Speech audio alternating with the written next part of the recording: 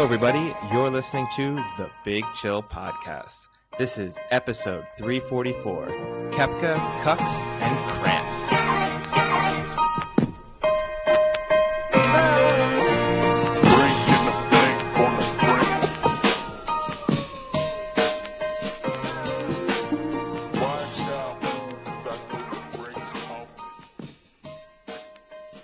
Hello, Big Chillians, and welcome back to the Big Chill Podcast. For all our American listeners, happy post-Thanksgiving. I hope you're recovered and not in your turkey slumber. How did it go for you two? Was it a good Thanksgiving? I know Sam made a last-minute Thanksgiving appearance, so maybe he wants to tell us how it was. Year two, right? Before Sam says that, if someone's in a turkey slumber on Monday, then I think they got well, something. Leftovers. You know, maybe got a lot of leftovers. Not as many people showed up as anticipated. You got half a turkey left to eat for the weekend. Let me just say, at this point, if that's in it, you should see a doctor. This can't be attributed to the amount of... Maybe you have COVID. Exactly. Or maybe you haven't slept since that Thursday, so it is just sleeping. But yeah, I want to hear from Sam. Year two. Yeah, I snuck on a little Thanksgiving meal. So we discussed it with my friend, and he actually messaged me to kind of confirm if I was still going. So I was like, yeah, I'm still going. So it kind of worked out, really. It was like a long game. I played a long game. Does he listen to the podcast? No. No. And nor will I be encouraging him now. Or I might just say, skip some episodes, start a bit later. They're NFL picks. You don't have to worry about them in the past. So don't worry. Just then in the end, we put the blame on you, so I don't think that's an issue for him. Yeah. So was the same food as last year, or any new additions that you were liking or disliking? No, it was the same as last year, but there were 3 pies this time. So it was pecan, pumpkin, cream, and baked apple pie. So just to clarify, it wasn't the same as last year then. There was more things.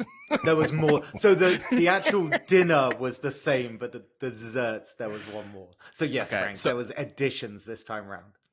That's actually a pretty good one, because I was going to ask both of you this, because we had the same. Which one was your favorite of the 3 pies? Why would you ask both of us this? Why not? I didn't have them. What an anti-conversational thing. Why are you talking to us? Because I had the choices, and I know Sam did, and I thought maybe you had a pie choice, or just in general, if you had to choose. I'm not a big pie person, to be honest. More of a donut guy, we know. I don't like pumpkin pie. It's weird. I'm consistency. I'm not a big pie person. I mean, savory pie, like a meat pie, 100% on board with, but pie for dessert, it's not really my thing. Okay, I'll go with the pecan pie. The sweetest of them all. Yeah, it's basically just a lot of sugar. So and pecans. Yeah. and some pecans, surprisingly, in the pie. I'd go with that one. I think it's good. I wouldn't have it as often as an apple pie, so it kind of felt a little bit more unique in terms of when I would eat it. I'd probably only eat once a year, and that would be a Thanksgiving dinner that I would have that. Whereas an apple pie, it's a very easy thing to have. You could easily have maybe one a year at McDonald's as well. So those aren't real apple pies. No, but the concept I don't consider is similar. That a real apple pie. It's an enclosed amount of hot apple. Is it even apple? Do we even know if it's an apple inside? I'd like to confirm that it probably is apple. I hope it's apple anyway. Otherwise, they're selling me down. But yeah, I'd say Subway's tuna fish was like what, like chicken beaks? So wait, is that a thing? Yeah, Subway was getting sued for their tuna fish not containing any tuna or fish in it. That was like a big thing that happened in the past 2 years. Part of the whole reason they've revamped their whole menu to be more like fresh and quality ingredients. So they just outright lied? They say they're not. So was there ever like a little star next to it? Whereas not tuna fish. They say they have fish in it, but then people have done independent investigation where they've taken the tuna out of their sandwich and gotten it tested and found it had basically everything but fish in it. But getting back to the pies, I agree with you. I really like pecan pie, but I can only have it one, maybe twice a year. It's so sweet. It's just like a pure sugar bomb. Whereas apple pie, I have the stereotypical, my grandma makes really, really good apple pie.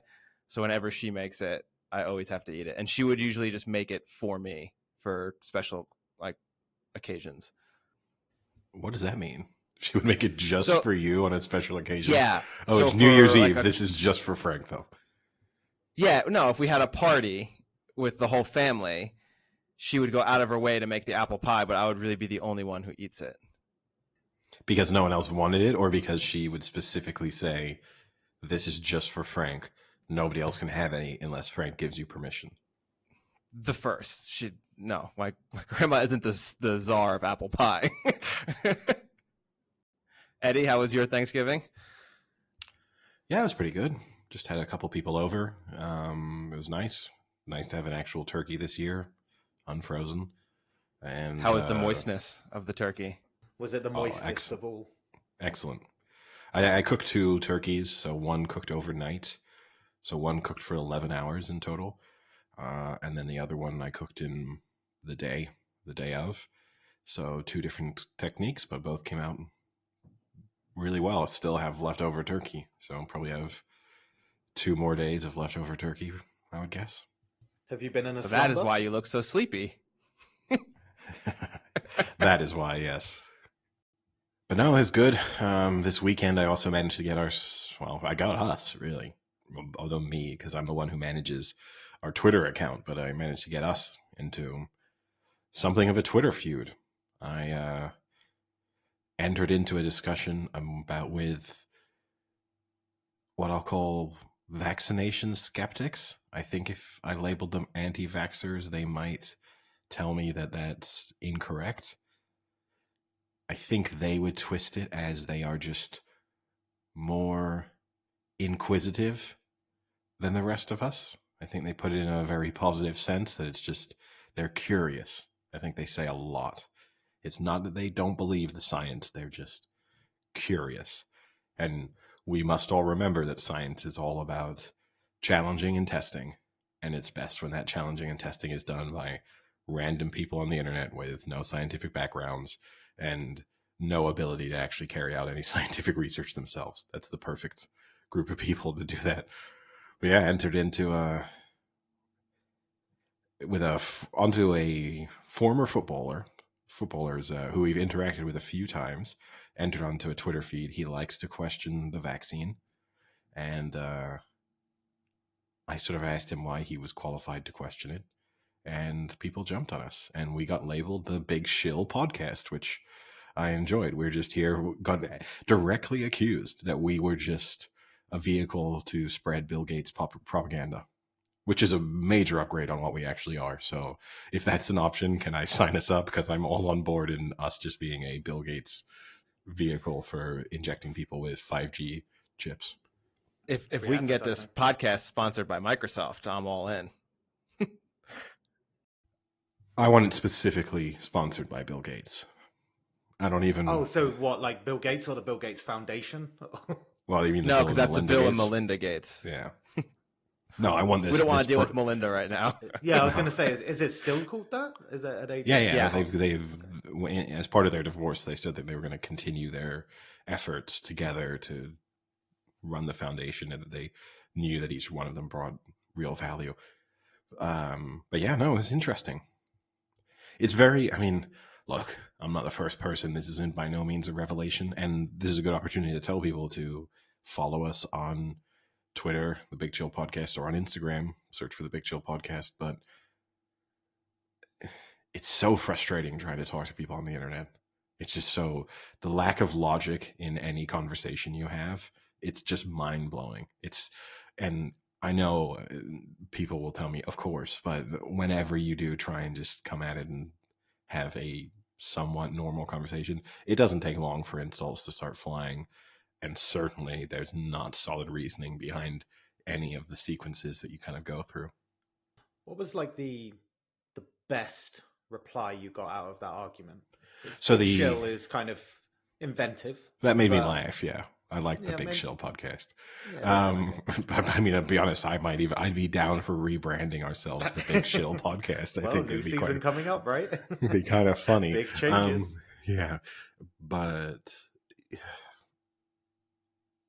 so the origin of this story was that supposedly there is a massive, massive spike in professional footballers suffering from cardiac arrests, and they are linking this to the vaccination.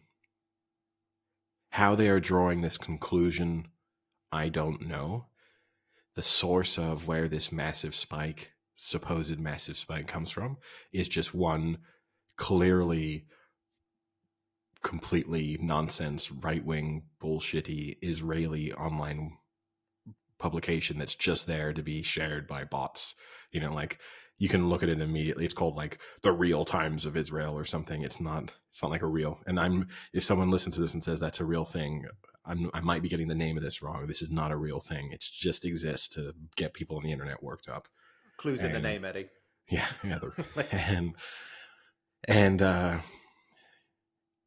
And that's their only source. So on multiple occasions, I challenged them, like, do you have any other sources to prove that there is this huge spike in incidents? And as soon as you ask them that, they ask you why you don't believe their source, and then ask you why you believe your sources. Which, it's a solid question, right? I do take a lot of things at face value, and I do not do my own investigations, but I kind of work on the basis that when the larger percentage of the scientific community comes to a certain conclusion, that's probably the safe bet. But wow, well, this is our first Twitter feud. I also like, Eddie, how you do your personal fighting on Twitter via the the podcast account. Just lump us all into it. No, he could be a full-on keyboard warrior because it's not got the name. It could be any of us. So exactly. Just really. Sometimes I specifically. Yeah, when we get canceled, it's all Sam. Yeah. When he makes, Eddie's like, I don't even have the Twitter. When he makes the more aggressive points, he's like, "This is Sam, by the way." Yeah, this is Sam taking over now. Eddie's not doing an aggressive enough job. But no, what it felt like, because so much of the discussion is people saying, "But how do you know that the vaccine won't cause you harm? How do you know that this isn't a bigger concern than the virus itself? How do you know?" It felt a little bit as if the comparison that kind of came up for me was the idea, and I didn't say this, but as if I was free falling in the sky. Like I jumped out of an airplane without a parachute. And then midway down, someone had come close to me and said, "Here's a parachute." And I had turned around to them and gone, "How do you know there's no holes in the parachute?" And the person said, "Well, yeah, but you take it." And you go like, "But how do I know that this parachute's just not going to malfunction?" Yeah, but don't you know that sometimes people use parachutes and still die? It's like, yeah, but I also know that people who don't use parachutes pretty much almost always die. And it's like, well, didn't you hear about that time when the guy fell out of the airplane without a parachute and didn't die? So are you really going to trust these parachutes? This is what it kind of felt like to me as I was, because it's impossible to prove. I will say it might be a little extreme of a scenario, because I don't think 99.9% of people who get COVID are dying in a free fall. But I do like the analogy. Maybe it's like they're jumping from the 10th story. But with enough time to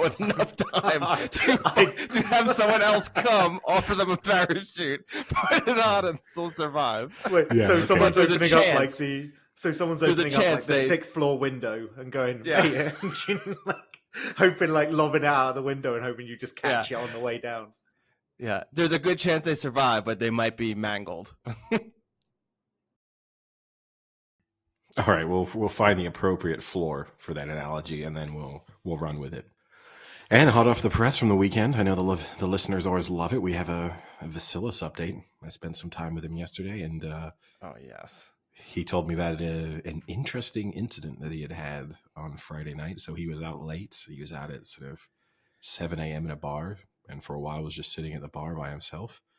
And he was approached by a man who came up to him and said, "Hey, you're really good looking." And he said, "Thank you." And he said, "You're like really clean and well put together. And my girlfriend thinks you're really good looking." Wait, this is Vasilis at 7 a.m.? Yes, yeah. He's I mean, clean and kept together still. I don't buy this story one bit. I mean, I know the bar he was in, so compared to the other options out there, it's believable. But Okay. and then the boyfriend called the girlfriend over, and now here's the thing: is part of me feels like in telling this story as if this was the sort of when people used to send letters into Playboy or whatever, and they're obviously made up. The story seems hard to believe, and at the same time, Vass is not the kind of person who embellishes his own stories because he kind of doesn't need to. Weird enough stuff happens to him that he doesn't need to seek out. But he said this: the girl walked over, attractive girl in a like trench coat, and then opened her trench coat and just had lingerie on underneath. And the boyfriend said, "Look, we have an arrangement, and I would like you to sleep with my girlfriend, but I want to watch." And I think he says no. so Vass kind of speaks to him for a while. He's like, "This isn't my thing." Then the boyfriend says, "Well, speak to the girl for a while." So the boyfriend just walks off, starts speaking to the girlfriend. She's very attractive and very charming. And Vass agrees to go back French to their apartment. or American or what? Yeah, So have you got any more context, like kind of age range and the boyfriend? What was her name? What's her Instagram account? the boyfriend was French. I think the girlfriend was Polish, I believe. Vass decides to go back to the apartment. They say, "Come back, you can leave whenever you want. We've got drinks, we've got drugs, whatever time you want to leave." I just want to put this in public. Okay, go ahead. And I have a question before you get past that. I want to put this in public domain as a recommendation that I hope Vasilis listens to. This sounds like the way you get yourself abducted. and he should not be going back with anyone offering him this kind of proposal at 7 a.m. or at any time of the day. But yeah, Frank, what's the question? Good point, Frank. The question's coming hot off the press now. Yeah. He's just getting it in. The newsreader's got it. Yeah, that basically answered. I was kind of going to ask, are you nervous going to someone's place? Like, this feels like a classic Parisian setup to me. This feels like best case scenario. This is how you get robbed. Like, yeah, best, for sure. Absolute best case scenario. You walk into an apartment and they say, "Okay, give us your phone and all of your belongings and leave now." And like, worst case scenario, the Big Shill podcast is getting ransomed for Vasilis. So, yeah, and we do not have a particular set of skills. It could be like an interview. It could be one of our interviews. Do we have any money? No, we are not in a position to say Vass. That would just be a short phone call. We have your friend. Is Vass, 7 a.m. in a bar? Is he really drunk? Is he still pretty of sound mind? I think he's pretty drunk. Okay. I think he's pretty. I don't know if he's ever of a sound mind, but yeah, he's pretty drunk at this point. So he goes back, sits down, says he feels uncomfortable. Girlfriend kind of like takes her trench coat off, starts kissing him. Boyfriend just sitting there watching, like gets him a drink. He says, "Really nice apartment." He was like, "This is a very, very nice apartment." I love these details. I love the wandering eyes. He's just a lady taking off her trench coat and he's just looking around at the decor. He complimented excellent me. Kitchen appliances. They had a Viking oven range. It was beautiful. There was a Smeg fridge. Yeah. He complimented the apartment whilst telling the story on multiple occasions. And then he, at one point, too, was like, "I wonder what the boyfriend does," because it's a really nice apartment. But he then sort of has a drink, kind of stays there for a little bit, but chickens out. Decided it wasn't for him. They gave him their phone number and said, "If you ever change your mind, give us a call and you can go through it again. But the condition is it always has to be with the boyfriend present." The boyfriend gave him a specific warning: "Don't try and go behind my back. Don't try and do some secret arrangement. This is our deal. I have to be there. I have to watch." So is he going to follow up? I don't think so, but who knows? Surely the boyfriend should have just given his number and said, "You come through me." Well, I think it is, but I still think he's still worried that maybe, who knows, you figure out Instagram or something happens, or you go to the apartment during the day when maybe he's at work, who knows. But he then, whilst he was telling me the story, he kind of had a moment of self-reflection where he questioned whether or not he was weird because he couldn't go through with this. And because also, if you recall, back when he went to that sex party, he also couldn't do anything other than eat. So he was wondering whether his like inability. It's not that he couldn't do anything at the party. He couldn't do anything but eat.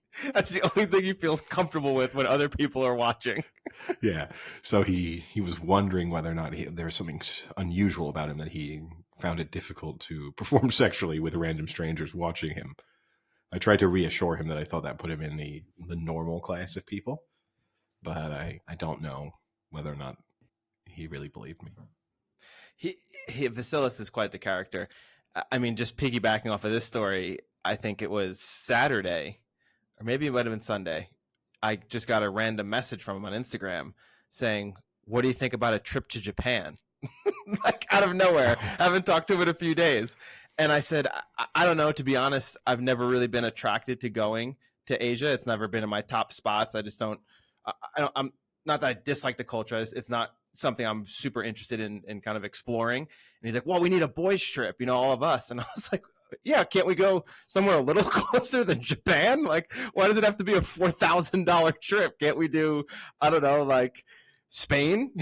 Like, can we stay a little closer? Yeah. He asked me the same thing on Sunday. I think he said that you were fine with it. He's such a liar. But yeah, I think he had a reason. I can't remember what the reason was, but I think his reason was because Japanese women are very attractive. That was his follow-up to me. But I think it's because he saw a specific Japanese person. You know what I mean? Like it's one person on his mind, and that is, now he's decided. I mean, I'm surprised he's not just moving to Japan.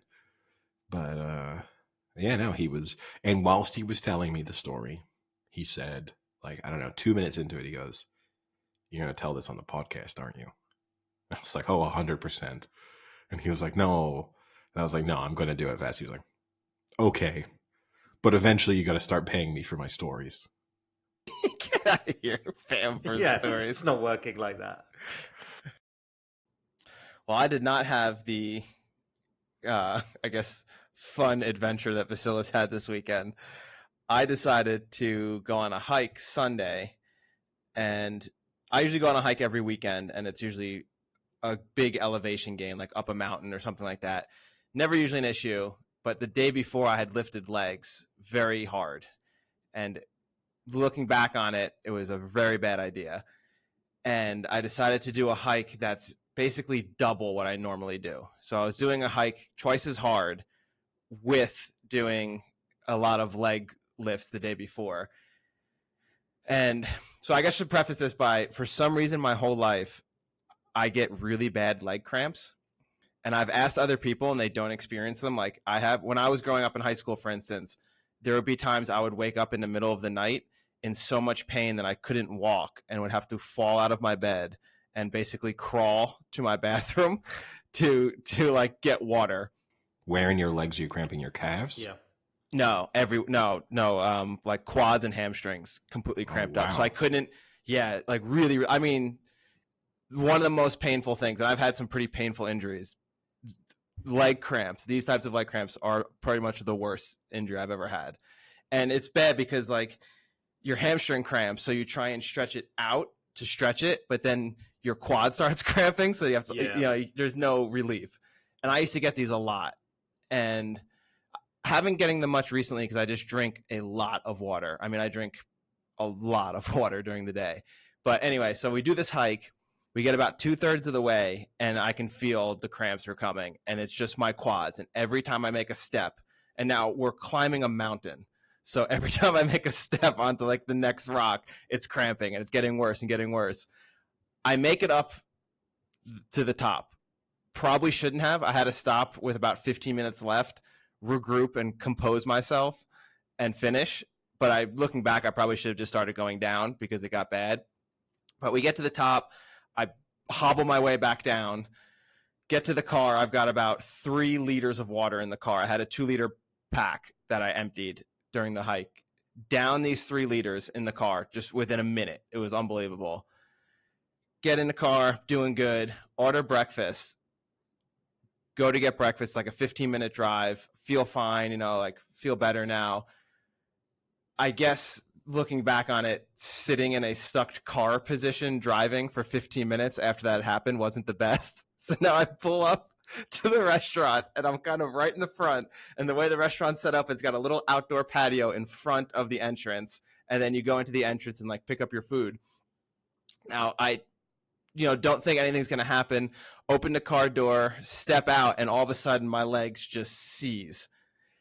And I'm like right in front of the restaurant. And I kind of like half fall to the ground because they seize so bad I wasn't expecting it. So I kind of try and pop myself back up and talk myself into, I got this. I take about 2 steps, both legs just completely cramped, like from the top of the leg all the way down, hamstring, quad, calf, everything is cramped up. So now I've got like just like peg jello legs, and I kind of hobble to the wall of the restaurant, and there's this woman in the front patio eating, and she locks eyes on me. She must have thought I was having a heart attack or something more serious. She gets this complete look of worry, and in my desperation of not trying to look like a wimp, I'm like, no, it's okay. I got it. Like, it's not as bad as you think. I hobble back into the car because I can't make it to the restaurant. I'm about 6 steps from the restaurant, but it's way too far. So I hobble back into the car. I look around. All I've got left to drink is a like stale cold coffee from in the beginning of the morning before the hike, and a full warm energy drink.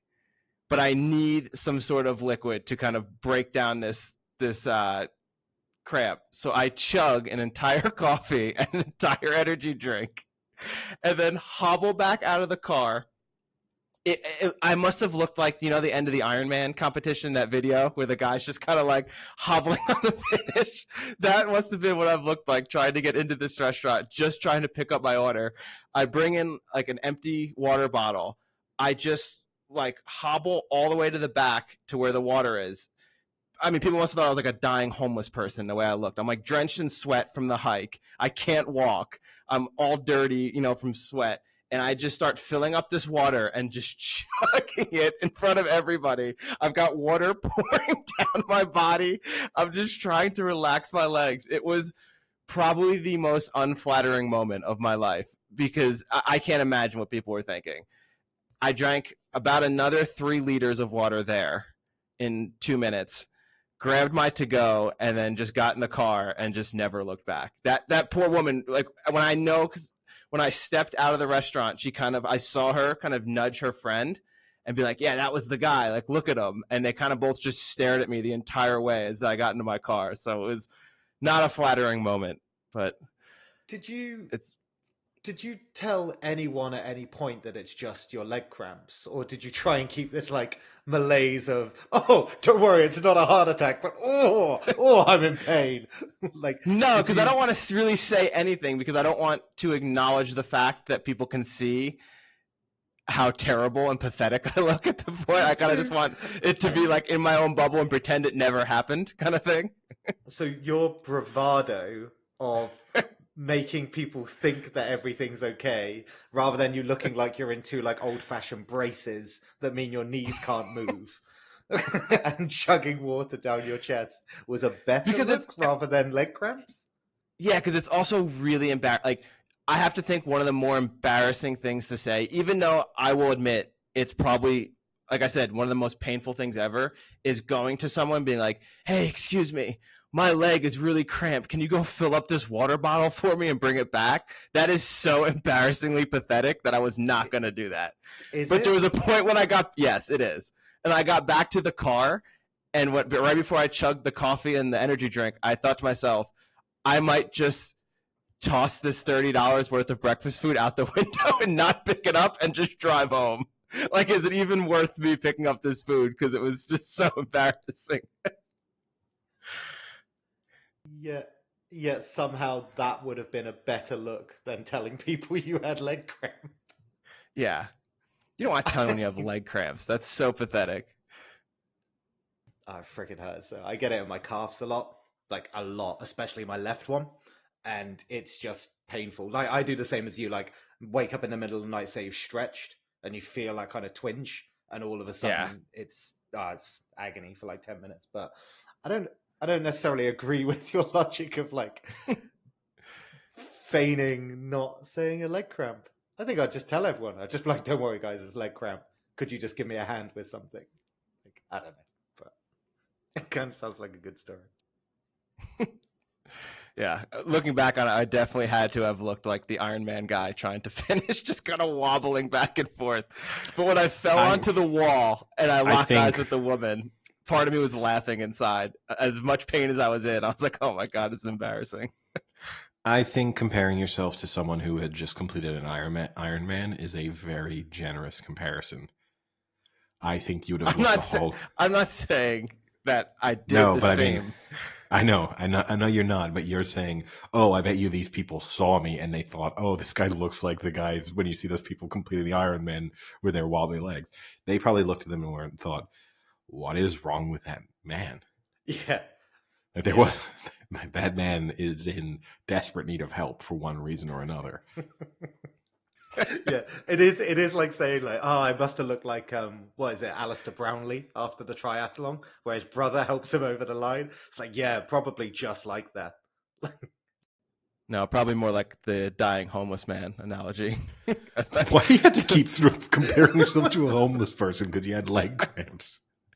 No, because like how I was dressed and stuff. I mean, my shirt was just drenched in sweat because I had just done this hike. Is that what you associate with homeless people? It had no, because it had like the crusty sweat kind of thing. Like it was in rough shape, and I was really dirty because of like the trail. So my whole legs were kind of like dirted up and things like that. And my hair was just everywhere because I've been sweating and had a hat on and everything. I did not look in good condition. Oh, I believe that. I just don't know if I have to drag the homeless into this. Sorry. Did anyone try to help you in the restaurant? You said this lady had like a cause for concern. Did anyone think like, are you okay? Do you need anything? Or did they just leave you in that kind of like weird, if I get involved, then I have to do more, maybe? Then I think most just left. The woman who looked concerned, I had waved her off and been like, "Nah, I'm okay." But other than that, once I got into the restaurant, I just beelined to the little water fountain thing, and I think once people saw me filling up my water bottle and just chugging it, just as crazy as I could chug water, I think they kind of realized what was happening. But great breakfast burrito afterwards. Plus the 600 grams or 600 milligrams of caffeine I'd had when I chugged the coffee and energy drink felt great an hour and a half later as my heart was racing watching the morning football games, the NFL. Well, I guess that's as good of a transition as good of a transition as any, if I can not have my mouth cramp up. What did you think? Kind of, and I say uneventful NFL weekend. I don't think there were any real shocks. There were some somewhat surprising results, but I don't think compared to recent weeks where we've had some really big upsets, this kind of felt more as if most of the games kind of went the way you would have expected them to. Some of the teams that have been struggling looked a little bit better. I mean, obviously we got the Thanksgiving games. Maybe we want to start there. I don't think we need to pay any attention to the Bears Lions Thanksgiving game. Pretty bad game. I mean, the only take-home message from there is at some point the Lions just need to get some sort of luck to get a win. You have to start to feel bad for them at this point. You know, another last-second loss. Played enough to have won that game. Yeah, I mean, that was a bit of a different last-second loss, though, right? Because previously they've sort of had 60-yard field goals hit, and you'd feel unlucky. The Bears drove into, right into their territory, so you kind of knew they were going to lose, barring a miracle. Then there was the Cowboys game, which just was devastated by penalties. Oh, that was stupid. I don't know how else to put it. It just got so annoying with how ticky-tacky those pass interference calls were. And I especially disliked that last one, which is the face guarding one that you and I always joke about, whether you can face guard in the NFL. But I don't understand how that was. He'd never even touched the receiver. I don't get how. I think at some point something needs to change with the interpretation of the underthrown ball and the pass interference. Because I get if you're a receiver and you're running down, you see the ball's underthrown and you turn and try to run towards the ball and the defender prevents you from doing so. I can understand that. But when you're a receiver and you're running and you just turn around and the ball's underthrown, then it's not the fault of the defensive back for being in good position, being in front of you.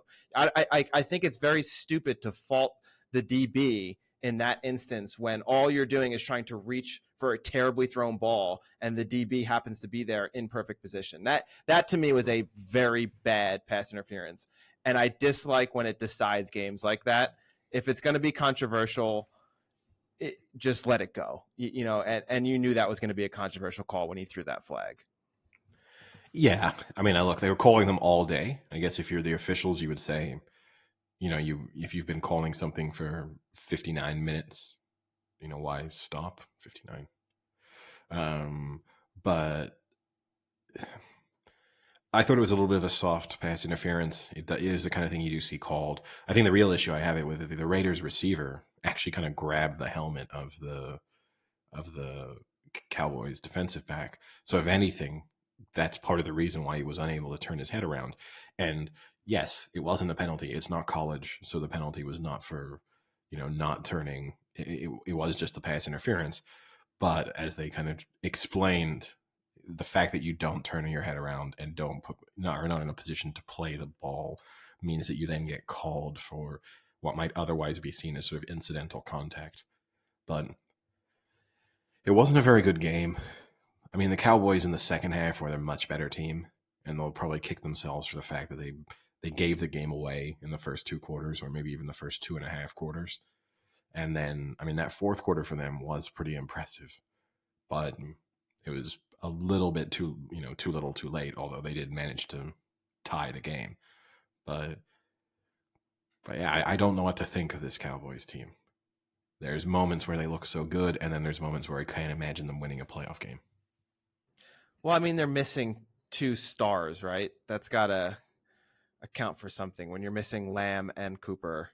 Do either of those stars play on defense? Because no, they don't. You're right. They don't play on defense, but you always hear, if you have a good offense that can stay on the field and make sustained drives, then it takes the pressure off your defense.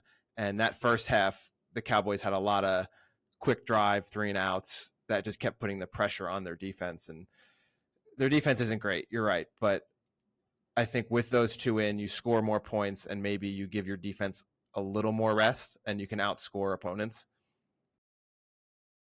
Not optimal. It's not an optimal plan. I mean, it worked for the Chiefs one year and it didn't work for them the next year. So it's not what you want to go in doing. But then the Bills just demolished the Saints. I mean, the kind of Thanksgiving game we've been used to in recent years where it's barely a game. I mean, that feels like every Thanksgiving has to, in a sense, you kind of knew it was coming because you had the first 2 games that were decided in the final seconds. And then you're coming into the final game of the night, and it's impossible to imagine that you're gonna have 3 nail biters. And so, I mean, that game was over in a hurry. And I mean, the Saints just looked terrible. But yeah, good news, they're back on Thursday Night Football this week, so we get to with watch Taysom it again. Hill starting now. Yeah, get to watch it in prime time. Can't wait. It's kind of the theme of this season, right? Is these teams where they perform, underperform, then massively overperform. Like even in the middle tier teams, kind of the elite teams, you just get this sense that bad performances, then suddenly you see their ceiling of like a dominating performance. And you've seen that so much with the Bills in a way. They're almost like the ultimate Jekyll and Hyde team in this. But I guess, transitioning through some other games as well, even like mid-tier teams, whether you want to call them that, like AFC North being a really good example. Like the Bengals suddenly blow out two teams. Before that, look pretty poor against the Jets. Then you've got like the Browns, where they can blow out teams like the Bengals, have poor performances. The Raiders inconsistency. The Steelers, obviously 3 weeks ago, had the back of 3 wins and looking consistent. So I think it's just a theme of this season is that teams are really showing their kind of like best and worst, and the consistency is missing. Maybe save the Patriots at the moment, but yeah, the Patriots are on a 7-game winning streak. They look like, in some respects, the only team that's consistent and reliable. But hey, talking about a team that's peaking, Niners look pretty good. You laughed when I threw them out as 80-1 Super Bowl candidates a couple of weeks ago. You're not going to get 80-1 anywhere right now. I didn't laugh. I just didn't say anything. Do they look really good? Yeah, I would say they look very good. They look now like they are doing the thing. They have their identity. They're just going to run the ball down your throat. They're going to do it in creative ways. And they're going to present you with a problem that no other team in the league is going to, which I think is a real issue when you play a team in the playoffs who are completely different to everyone else you're going to have to play. If you have a week to prepare to play them in a playoff game, it might not be enough to get used to the fact that you are playing against a completely different beast to every other team you faced. When you look at who they've played, though, very inconsistent Vikings, what is turning out to be a very inconsistent, if not lowly, Rams, lost to the Cardinals, beat the Jags, beat the Bears, lost to the Colts. Like, we talk about kind of who teams beat, and I think it's always. And look, I'm not trying to say they're the best team in the league now, but I think it's the nature. It's the fact that they consistently now are putting together these 10-minute back-breaking drives where they go 90 yards and suddenly a whole quarter is gone. And your defense has been on their field the entire time and it's getting gassed. And your whole team is frustrated because you're just giving away the game in these little chunks, and you're watching wide receivers line up in the backfield and then pick up a few yards. And then you're watching a running back suddenly line up at wide receiver, and a tight end suddenly a offensive lineman for a play. And I think that's, look, I'm not expecting them to actually win the Super Bowl. I think they'll make, I said a couple weeks, I think they'll make the playoffs. I think that's going to happen now. That was obviously a big win in terms of, because you had two teams competing for that sort of same type of spot within the NFC. But yeah, I think they look good. They don't look perfect, but they look good. I like the sustained drive. What was that last one right before the end of the first half? A 9-minute drive they put in to score that touchdown. I still worry. I watch Garoppolo, and he makes some really nice throws, and then he makes some really poor throws and poor decisions, kind of. And that's what worries me, is if you come against a team who then can shut down the run, can you trust Jimmy G to win you the game? That still slightly worries me. Their defense looked pretty good. I think Kirk Cousins also looked really bad. He did not look on at all. But it was impressive. I have slightly turned the corner on the Niners. What's interesting is their final game is against the Rams, and that could be a very important pre-playoff win and you're in game. The way the Rams are imploding and the way that the Niners are heating up. Well, it could be, or the Rams could be totally out of the playoff picture by then, and the Niners are playing the Rams' second string. I don't think they would do that, because I know you have the Shanahan-McVay rivalry, and I would guess even if the Rams were totally out of the picture, McVay is sending in his best players to try and get one over Shanahan. But yeah, look, there's a number of interesting final week games. That is one of them, but I think they'll make the playoffs. I think that they'll come undone against someone. I mean, it's hard for me to imagine them beating the Cardinals, for example. the Cardinals remain the team in the NFC who look the scariest. But everyone else, I mean, you can poke holes in everyone this season.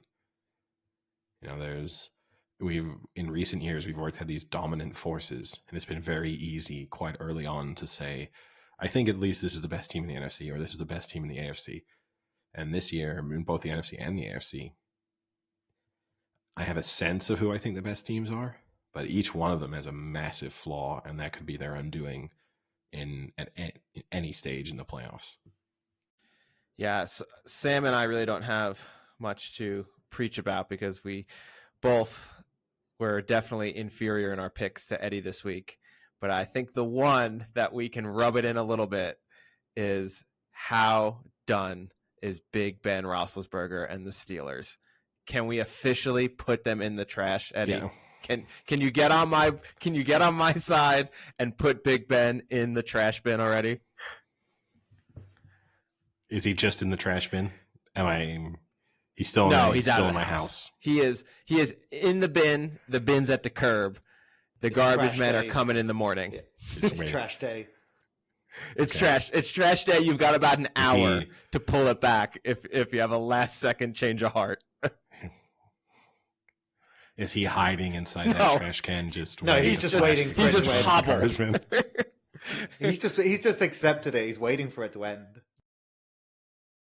But no, it was good seeing that pass rush consistently get to him.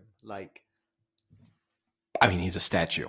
Well, they won 3 in a row, right? They I'm pretty sure I could get to losing these 3, right? So they were doing something. Yeah, well, I mean, yeah. But they won 4 in a row. But it's Broncos, a sad Seahawks, end. Browns, and Bears. Yeah, it's a sad end to someone who's had a good career. It's going to leave the wrong type of memory in people's minds of what Roethlisberger was. Just because now you just see him as this kind of lumbering thing that kind of slowly moves as the pressure comes and then takes too long to throw, and then his arm always gets hit as he throws, or the pass gets deflected. That's what every Steelers play feels like. Whereas he used to be one of the most difficult players to tackle in the league. People used to bounce off of him. Kind of wasn't fast, but he would be able to either do something with his feet or at least escape the pocket and then make a big play. So it's just someone needs to sit down next to him and say, maybe we can call it a day. It's kind now. of like the Drew Brees watching that final season play out. You kind of you hope you don't remember the final season, and to be honest. But at least Drew Brees was chasing records. And they were in playoff contention. You know what I mean? As dumb as they were. I guess the Steelers still technically are, but they were a better. The Saints were a better team than the Steelers are. I don't know about that, but at least there was kind of a reason for him dragging out the remainder of the season.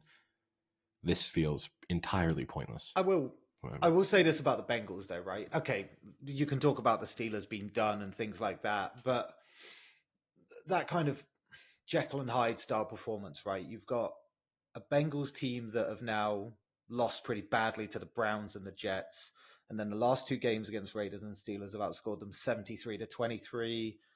I mean, they look really good, right? But simultaneously, they've shown a very high ceiling, a very low ceiling. Probably their performance is in the middle of that, or their competence. I mean, they've got the Chargers, the Ravens, the Chiefs, and the Browns coming up in their next, 6? What is it, 6 left? Is there a shot? I think they're next. 49ers, I think, as well. Is there a playoff shot here for these? Yeah, this team. Yeah, of course. Of course. But I mean, I think their next 2 games are a big test for them. Because in the Chargers and the Niners, they're playing 2 fringe playoff teams who, in particular, my concern for them a little bit is having watched the teams run against them pretty well. The Niners one is going to be an interesting test. But yeah, look, if they win their next 2 games, then when I say I'd consider them to be legitimate, I mean a legitimate playoff team, not as in this team is not going to be challenging for the Super Bowl unless something very weird happens. But I mean, look, they will be a good team, a very good team at some point in the next few years. They have all of the makings of a good team. It's probably a little too soon for them. but they have the ability to put in very good performances. I wish the same could be said for the Chargers. I'm starting to just get so confused as to what this team is. They're very unreliable. The defense is very unreliable. To even think about having the Broncos put up 28 points with Teddy Bridgewater hurt, Drew Lock came in for a quarter, and then Bridgewater came back, and they blatantly said he can't move, and he still was able to put up 14 in the fourth quarter, although one was a pick six. But Herbert didn't play well. He was getting pressured like crazy.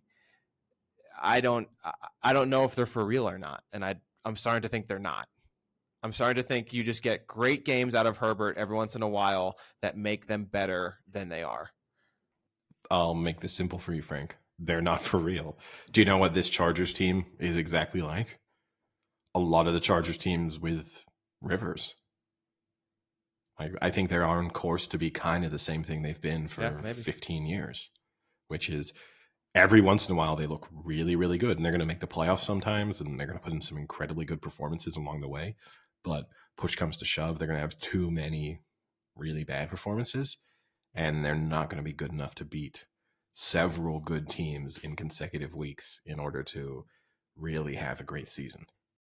I mean, speaking of kind of, you were saying about the Bengals being like playoff contenders, but like looking at New England now, you've got to put them in the Super Bowl contention right here, because I was looking at some of the stats for their kind of last 4 games, or the fact that they were 6 or 7, as you say, but what is it, 17 turnovers in a 6-game winning streak, and they've only conceded 26 points in the past 4. I mean, that's pretty impressive in itself, right? But I guess the question I had is like, I like the Titans, and I said that they may be a pretty good outside bet. I'm pretty much against that now.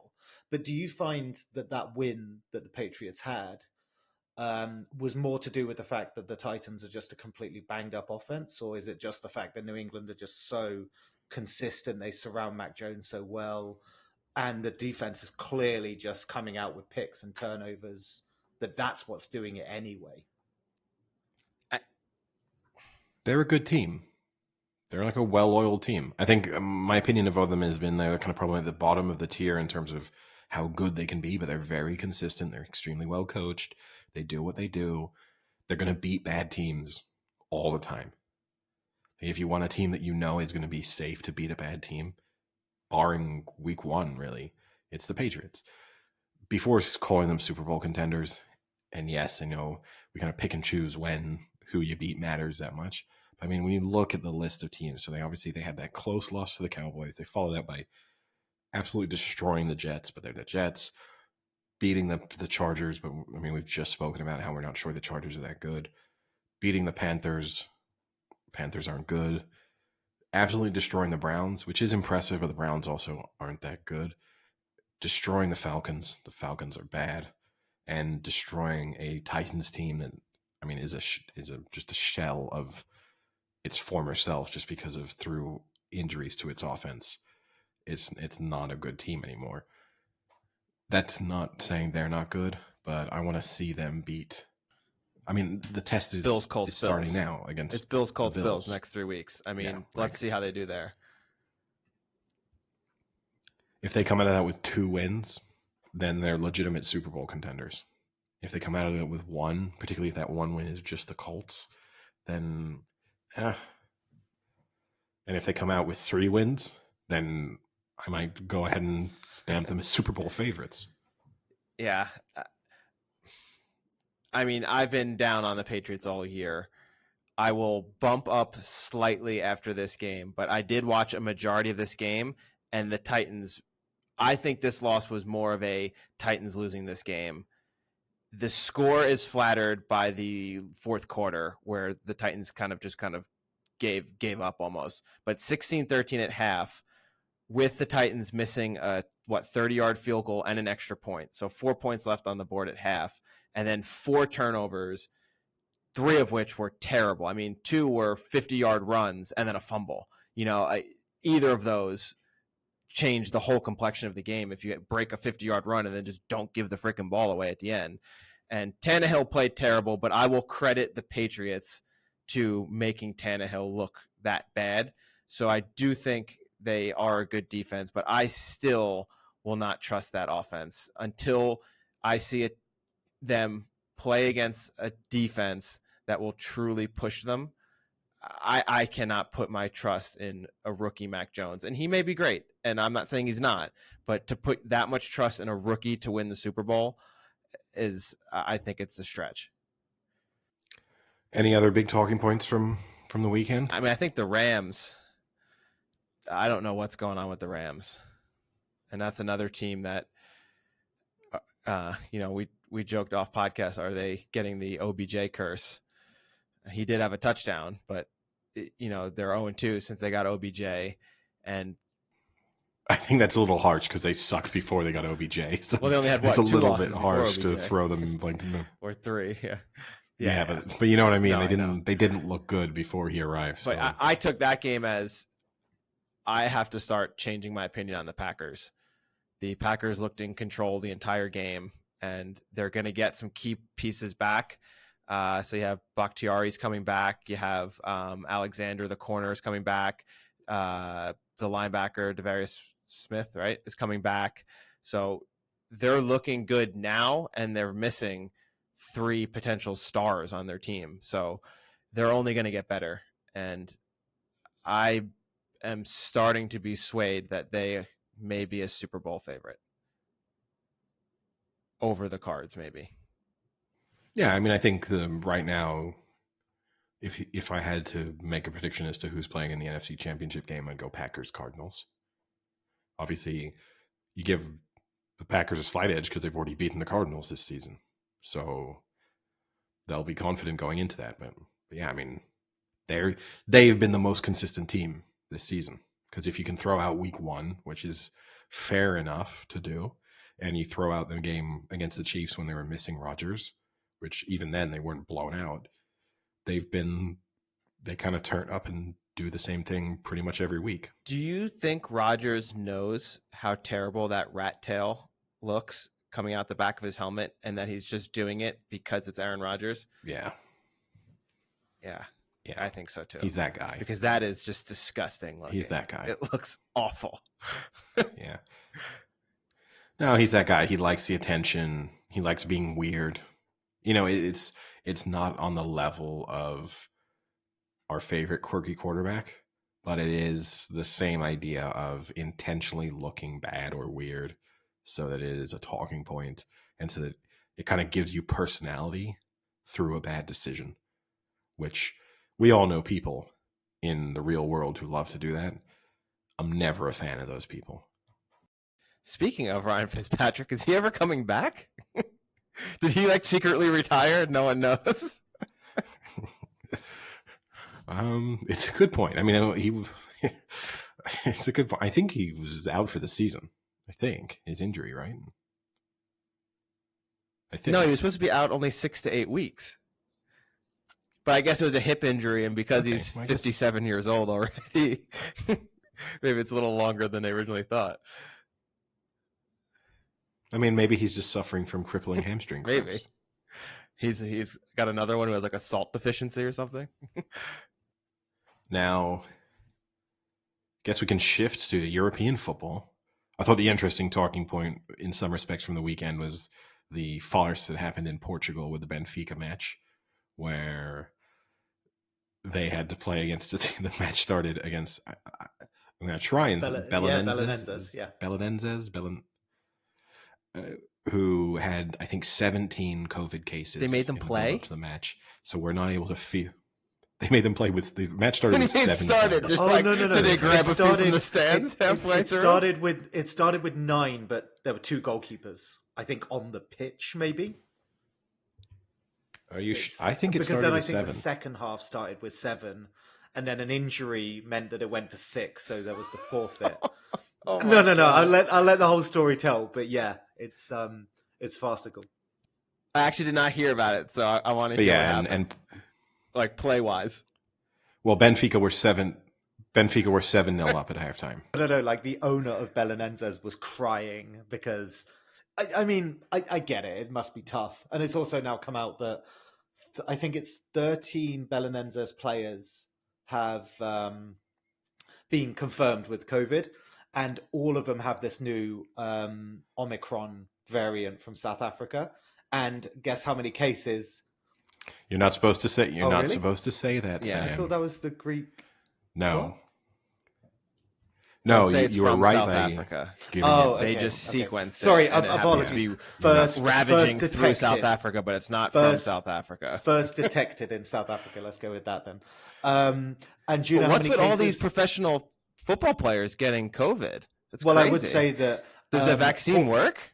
Well, Portugal has 13 cases of this variant, and Belenenses have 13 cases of it. So they now account for Portugal's entire count of this COVID strand. So that's pretty good. So it seems you were right, Sam. They match started with 9 players. I do like looking at flash scores for the lineup. So they had no substitutes. I do like that flash scores, which obviously gives you the lineups and everything. It also lists missing players. According to this, Belenenses were only missing 1. So I don't know what the whole big deal was Now, about. I have to. Ironically, a South African player who was suspended. Why not just forfeit? Well, if you're playing with 9 did. and 2 are keepers, but why not? Why even play? Well, they actually played it really well, right? Because they were 7-0 down, then it went to 9. Did they? Yeah, then it went to 9-0, and then because of an injury, they forfeited, and a forfeit is a 3-0 win. So my guess is as to why they played. So the real question is why the league itself doesn't have just better rules in place to deal with outbreaks. But I think probably the situation was, I would imagine they probably asked for a postponement. Probably the way the league is set up, that doesn't justify a postponement. It's put players out there. And then the idea of them not fulfilling their fixtures probably would have meant that they would have been heavily fined and sanctioned. So you got to play the game, but at the same time, but then don't cry as the owner. The thing I question is, if it's really that embarrassing to you, then just but also eat why? the money and forfeit from the start. If you're going to be so embarrassed by losing with only fielding 7 players, but it might not just be, it might not just be money if you're not fulfilling your fixtures. It might be points deductions. It might be future sanctions. It might be a lot more serious than just a €50,000 fine and a slap on the wrist. And I'm sure we can find that information, but obviously we don't have it. The thing that surprises me is how they weren't able to use youth players or something to at least fill the lineup out that bit. I've yet to hear an explanation as to why they weren't able to do that. I mean, I know it will in part be because of the outbreak, and it was throughout the entire team, but it seems strange to me that you weren't able to get some, under 23s to come in and play for a week and have the biggest moment of their life playing against Benfica. COVID. Yeah, and then going into isolation. Could they have asked random members of the crowd, or were there no crowd? Well, you have to have the players registered, right? But yeah, I think even Benfica criticised the fact that it wasn't postponed or changed. So it wasn't like Benfica were like, "Oh, great, this will be an easy win." I think their kind of hierarchy were like, "This isn't a game; it isn't competition." I think there was pretty much a lot of criticism. I don't really know who at though. Was it criticism at the league, or is it criticism at the Portuguese government or the health authorities for not being able to say you should be doing something about this? I think it's a criticism of the league for just not having clear rules and protocols in place. And so an issue that should have been obvious could well happen at some point over the course of a season. They haven't put in a particular protocol to deal with that. So they're just treating it as if we're in absolutely normal times. And hey, you got a lot of players injured. Tough, that's your problem. It's a little bit... The circumstances are a little bit more unusual and exceptional, but no, I mean, that's probably the only time this season we're going to talk about a match from the Portuguese league, so that's one for the books. In the Premier League, the big result of the week was United holding on for a draw against Chelsea, in large part down to Jorginho forgetting how to play football. Another. Why couldn't he have done that in the final of the Euros? But But no, I mean, they dominated that match. Didn't create that many clear goal scoring opportunities, but they were just all over United. I do find it's one of those interesting ones, right? Where I think the United players definitely put in more effort than they have done in some of the previous fixtures, but they fundamentally should have lost that match by a couple of goals.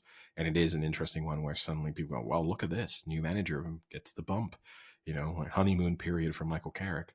And the reality is, no, they just got the rub of the green and they should have lost convincingly. The performance wasn't good.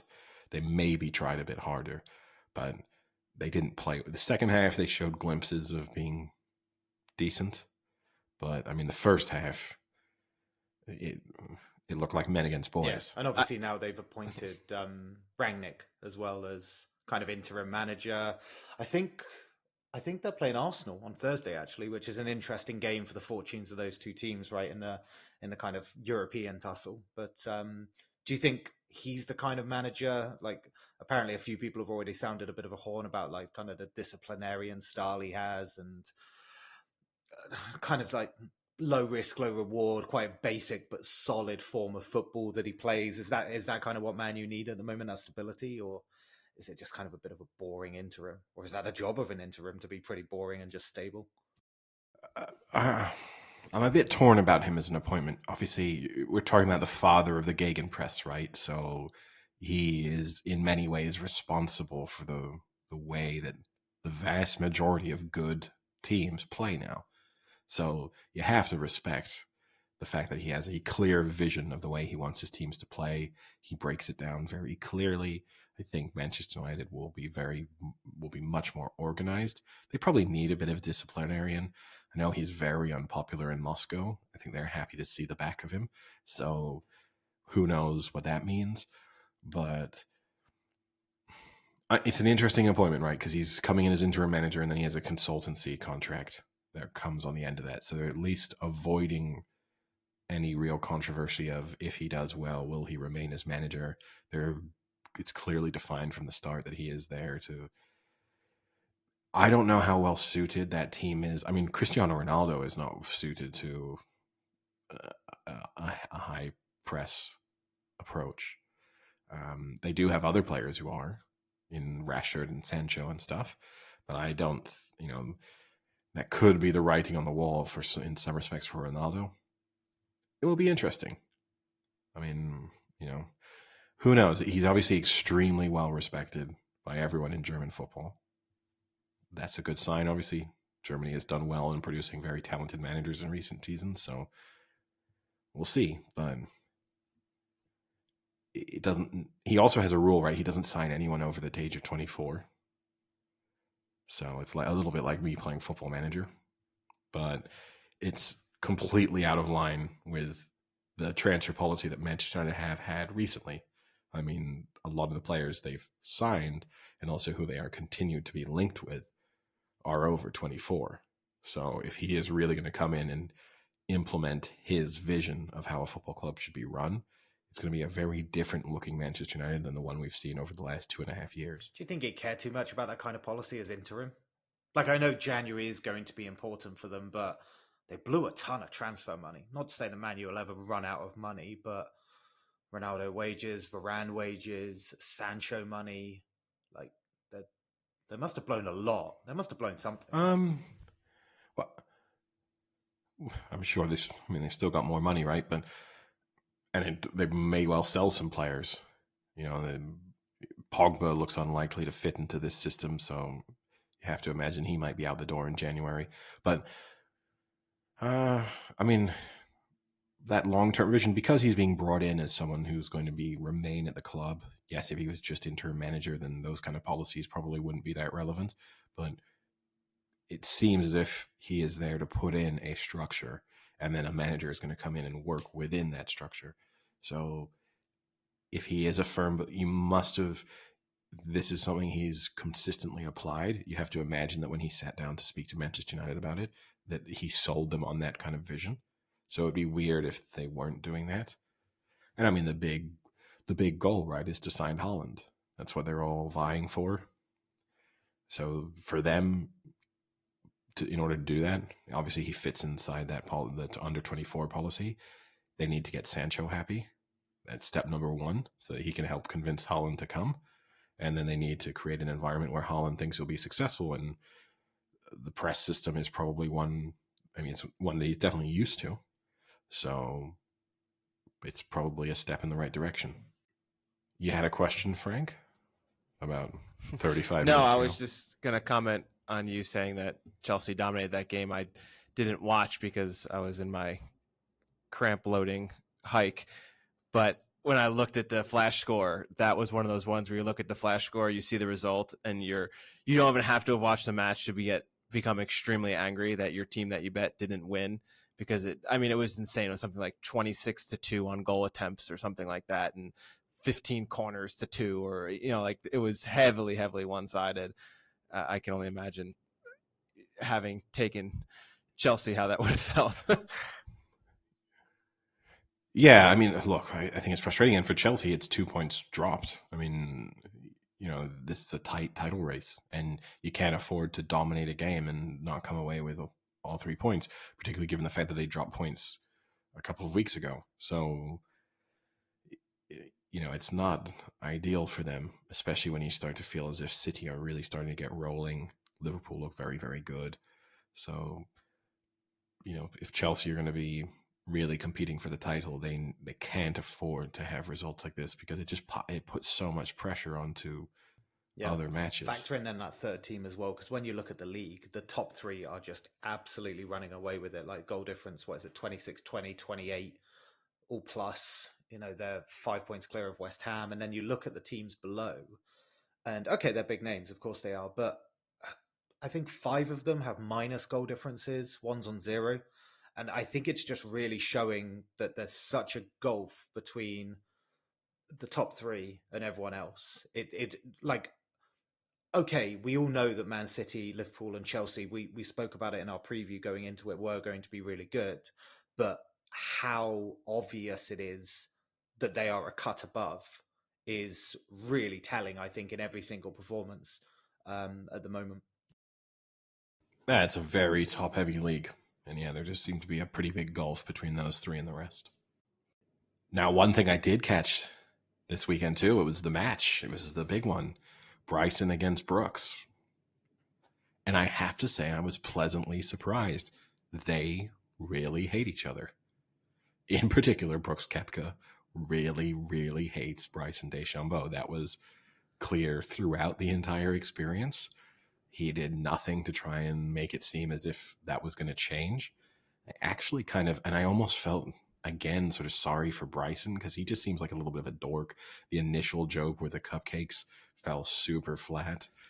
I don't know how much of this I did not get to watch it. And actually, I was going to ask, was it genuine dislike? It wasn't fabricated or made up for the match? No. Brooks Koepka hates him. That was clear.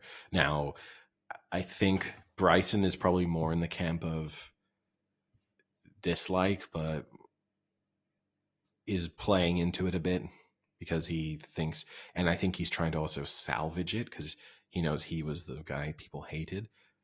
So you did feel, and again, I kind of felt sorry for him at moments where he was trying to make more kind of lighthearted jabs with jokes. So he brought cupcakes, Koepka cupcakes, to hand out to people at the start.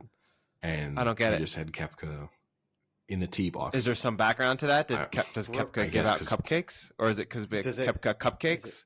Is it really awkward? Where it's like cupcakes?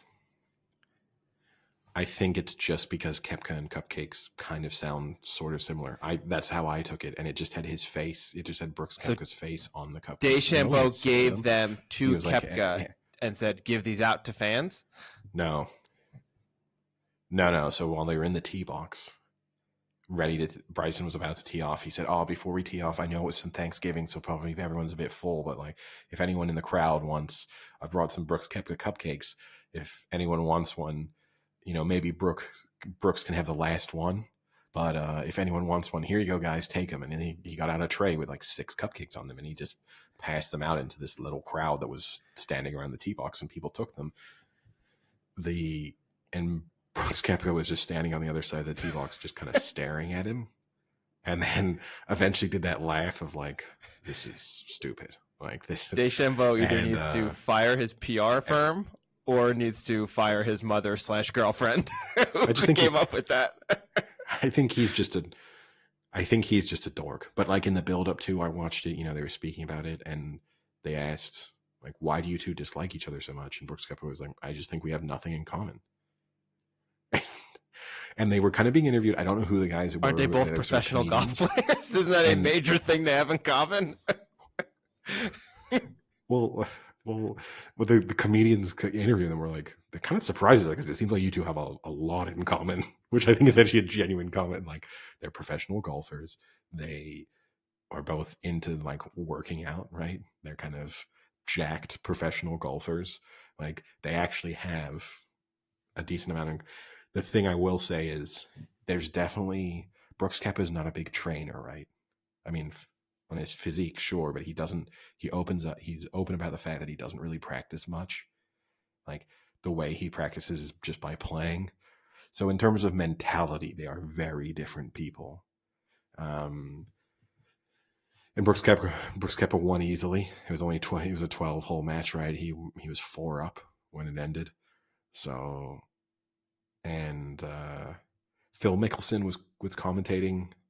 That was kind of fun, like he's got a little bit of charm and he was kind of playing into it, but at the same time, I think it was clear they just did not like each other. Now, did it, the genuine dislike, did it cause any good laughs or was it more awkward and kind of like cringeworthy? So I'd say before it was cringeworthy. During the match itself, they kind of didn't interact that much. They spoke to the commentators and stuff, and there were those interactions, and the commentators, Phil Mickelson and Charles Barkley and stuff, they were kind of doing a good job of being funny and speaking about it. And the golf was good. So I think that's different because it was a match where it was just 2 professional golfers playing each other. That was a very different feel to some of the recent ones where you're watching a guy who's not really that good. Like, this was 2 of the world's best golfers playing match play golf for 12 holes. But they just kind of didn't talk. It was like watching 2 guys play golf together who don't like each other. There was, if they hit a good shot, it would be a good shot. But aside from that, there wasn't a lot. I think Brooks Koepka felt like when he won, he like sank his like a putt at one moment, which pretty much won him the game. He's like, any questions? That kind of thing. And then at the end, I did feel bad for Bryson at the end.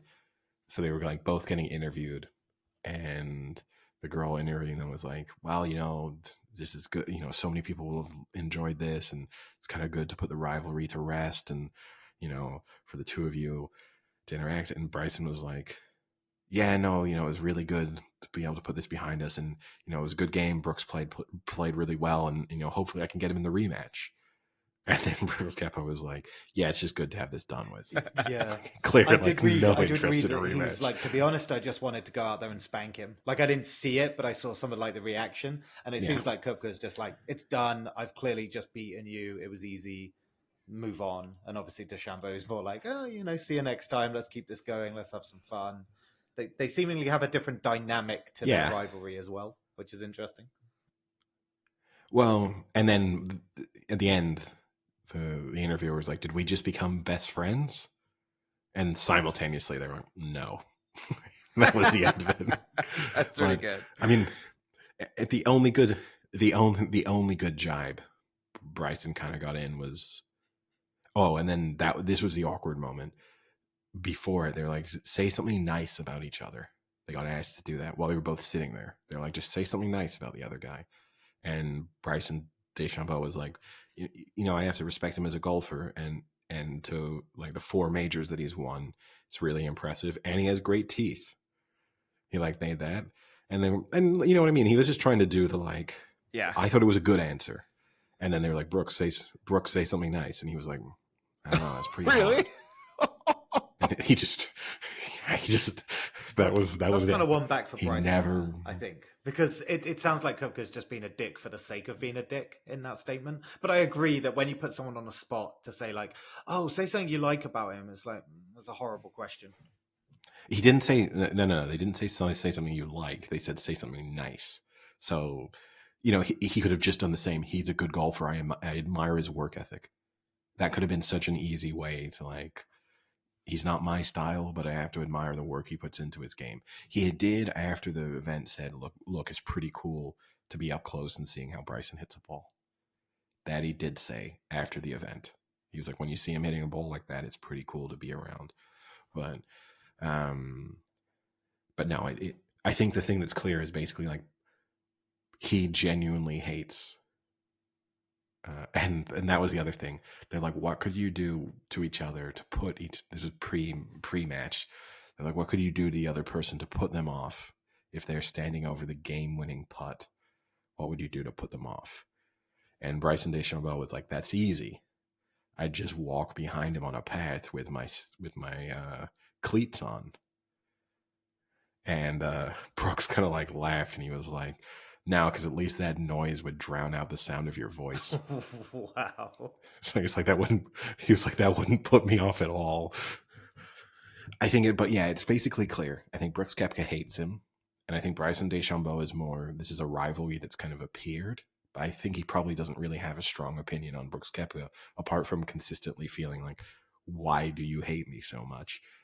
And then maybe kind of trying to embrace it because he thinks it's a good way for him to, sort of get attention and spin it into things like this.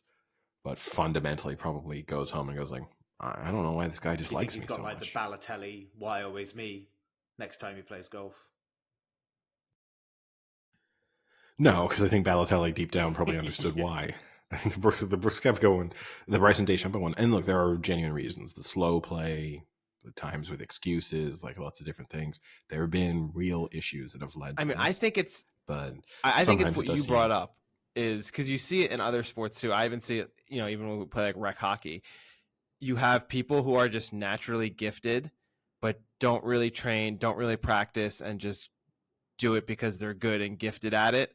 And they dislike the people who really put in that extra effort and try really hard and try and overachieve. And you can see sometimes there are people who, on one side of the spectrum dislike those on the other side of that spectrum just because they're so opposing of each other in the way that they get to where they are. And I can see that. And I can kind of see Koepka being that type of guy who's like, dude, it's just fucking golf. Like, give it up. Like, stop trying to stop being a try hard, like, and that just ticks him off a lot. And it could be that the more DeChambeau tries to try, it's just going to keep pissing him off more and more. No, for sure. And then the other things, the slow play is a big one, right? Like but no, I think there seems no genuine animosity from Bryson to Brooks. It seems pretty one way, but it was better than some of the other ones. I would watch that. I'm happy to watch two elite golfers play match play and be mic'd up and have commentators who are really speaking to them and stuff. I could do that all the time. Bryson did get one good drive in where Brooks Koepka hit a really good shot, and he was like, "Why can't you do this on the PGA Tour?" And then Brooks Koepka's response was like, "Well, I only really do it in the majors, and like this is a major to me." But overall, enjoyable. All right. Well, with that, I guess I'll talk to you boys later. See ya.